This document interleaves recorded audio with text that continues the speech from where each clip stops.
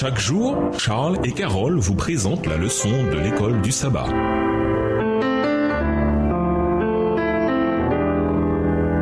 Bienvenue dans notre émission Dieu nous parle. Nous raison de lundi, anticiper le temps. La réforme protestante croyait au retour littéral, visible, audible et glorieux de Christ. Mais peu à peu, la compréhension de cette vérité biblique changea. Les prédicateurs populaires du XIXe siècle enseignaient que Christ viendrait établir son royaume sur terre et inaugurerait 1000 ans de paix. Cela conduisit à une léthargie spirituelle et un désintérêt pour les valeurs spirituelles. Les disciples de Christ aussi comprirent de travers la nature du retour de Christ. Ils pensaient qu'il viendrait tel un général conquérant qui briserait le joug de l'esclavage romain et non comme celui qui les délivrerait de la condamnation et des chaînes du péché. Ils ne comprenaient donc pas de quelle manière il reviendrait. Lisons Actes 1, les versets 9 à 11, Apocalypse 1, verset 7 et Matthieu 24, les versets 27, 30 et 31. Que nous enseignent ces versets sur la manière dont notre Seigneur doit revenir? Acte 1, les versets 9 à 11. Après avoir dit cela, il fut élevé pendant qu'ils le regardaient et une nuée le déroba à leurs yeux. Et comme ils avaient les regards fixés vers le ciel pendant qu'ils s'en allaient, voici 2 hommes vêtus de blanc leur apparurent et dirent : Hommes galiléens, pourquoi vous arrêtez-vous à regarder au ciel ? Ce Jésus qui a été enlevé au ciel du milieu de vous viendra de la même manière que vous l'avez vu allant au ciel.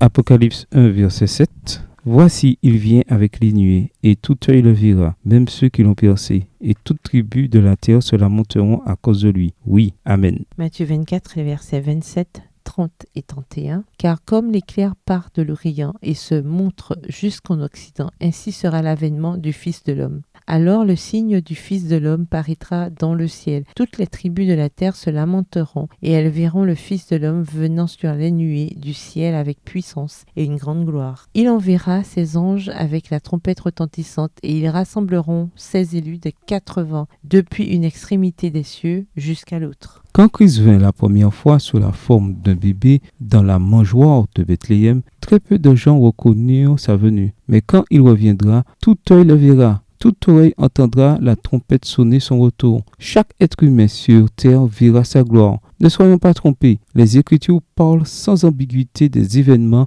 qui accompagneront son retour. Une de ces glorieuses et des plus solennelles vérités révélées dans la Bible est celle qui annonce la seconde venue de Jésus-Christ pour achever la grande œuvre de la rédemption. Pour les enfants de Dieu, pèlerins séculaires de la vallée de l'ombre de la mort, la certitude que celui qui est la résurrection et la vie va revenir pour les ramener avec lui à la maison du Père est une perspective ineffable. La doctrine du second avènement est le thème principal des Saintes Écritures. Dès le jour où nos premiers parents ont eu le malheur de se voir exilés de l'Éden, les vrais croyants ont eu les regards fixés sur celui qui viendrait briser la puissance de l'ennemi et les réintroduire dans le paradis perdu. Texte tiré du livre La tragédie des siècles, au chapitre 17, à la page 265, livre écrit par Ellen G. White. Luther Warren, un des premiers dirigeants adventistes, disait aux jeunes : le seul moyen d'être prêt pour la venue de Christ, c'est de se préparer et de rester prêt. Le message du proche retour de Christ est un appel urgent lancé à chacun d'entre nous.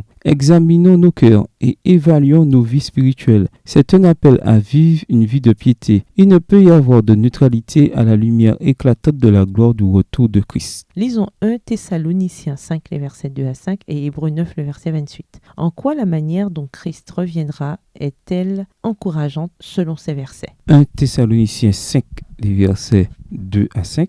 Car vous savez bien vous-même que le jour du Seigneur viendra comme un voleur dans la nuit. Quand les hommes diront paix et sûreté, alors une ruine soudaine les surprendra. Comme les douleurs de l'enfantement surprennent la femme enceinte, et ils n'échapperont point. Mais vous, frères, vous n'êtes pas dans les ténèbres pour que ce jour vous surprenne comme un voleur. Vous êtes tous des enfants de la lumière et des enfants du jour. Nous ne sommes point de la nuit ni des ténèbres. Hébreux 9, le verset 28. De même, Christ, qui s'est offert une seule fois pour porter les péchés de plusieurs, apparaîtra sans péché une seconde fois à ceux qui l'attendent pour leur salut. Au revoir. Et à demain si Dieu veut. Dieu nous parle. Chaque jour, Charles et Carole vous présentent la leçon de l'école du sabbat.